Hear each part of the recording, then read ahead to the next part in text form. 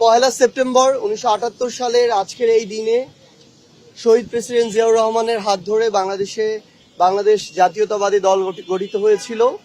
আমরা জাতীয় নাগরিক পার্টি এনসিপির পক্ষ থেকে তাদের অফিসে এসে আমরা আজকে তাদেরকে ফুলেল শুভেচ্ছা জানিয়েছি।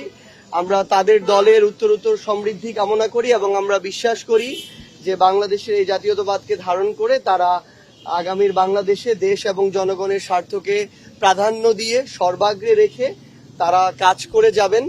আমরা মনে করি যে বাংলাদেশে বিগত সময়ে শেখ হাসিনা শুধুমাত্র বাংলাদেশের গণতন্ত্র নষ্ট করেনি, গণতান্ত্রিক যে কালচারগুলো, যে রাজনৈতিক দলগুলোর মধ্যে যে সৌহার্দ্যপূর্ণ সম্পর্ক হতে পারে, এর সকল কালচারকে শেষ করে দিয়ে গিয়েছে।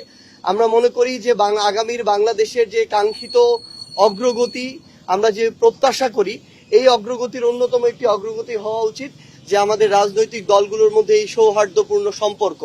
আমার যে কোনো একটি রাজনৈতিক দলের যে কোনো একটি বিষয় আমার দ্বিমত থাকতে পারে, আমি তার পক্ষে বিপক্ষে আমার কঠোর সমালোচনাও থাকতে পারে, কিন্তু রাজনৈতিক দলগুলোর মধ্যকার এই পারস্পরিক সৌহার্দ্যপূর্ণ সম্পর্ক ছাড়া আগামীর বাংলাদেশে আমরা যে গণতান্ত্রিক উত্তরণের কথা বলি, আমরা যে সংস্কারের মধ্য দিয়ে কাঙ্ক্ষিত বাংলাদেশের কথা বলি, সেটি আসলে সম্ভব নয়।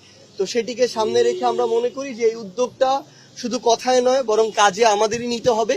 সেই জায়গা থেকে আমরা আজকে বিএনপির এই প্রতিষ্ঠা বার্ষিকীতে শুভেচ্ছা জানাতে এসেছি। আমরা মনে করি যে আমাদের রাজনৈতিক দলগুলোর মধ্যকার এই পারস্পরিক সম্পর্ক আমাদের 24-এর অভ্যুত্থান পরবর্তী বাংলাদেশের রাজনৈতিক কালচার, রাজনৈতিক সৌহার্দ্যপূর্ণ সম্পর্কের ক্ষেত্রে গুরুত্বপূর্ণ ভূমিকা পালন করবে এবং ইনশাআল্লাহ আমরা একসাথে আমাদের কাঙ্ক্ষিত বাংলাদেশের যে সামনের দিকের যে যাত্রা, সেই যাত্রায় সকল ষড়যন্ত্র মোকাবেলা করে আমরা এগিয়ে যাব।